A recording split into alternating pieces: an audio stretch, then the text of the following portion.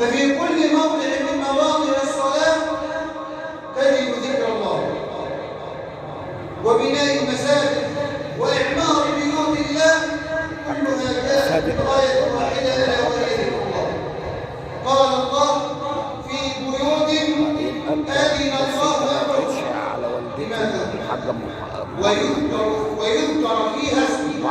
الغاية هي ذكر الله سبحانه وتعالى، يسبح له فيها بالغدو والآصال، رجال يلقيهم تجارة ولا بيع عن ذكر الله وإقام الصلاة. فجاءت ذكر الله 3 مرات، وجاءت الصلاة تعبيرا عن الغاية العظمى التي وجدت من أجلها المساجد، ألا وهي ذكر الله، سواء في الصلاة أو في غير الصلاة.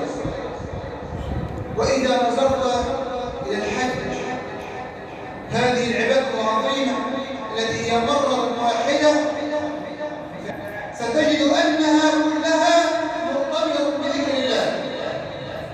تجد الحبيب النبي صلى الله عليه وسلم يوضح لنا ذلك قائلا: إن رمي الجمرات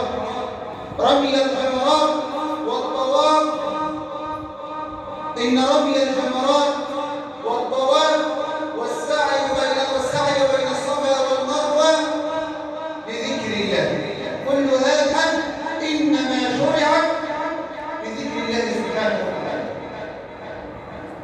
وافتح المصحف وابحث عن الآيات التي تتحدث عن الحج، ستجدها تتحدث عن ذكر الله.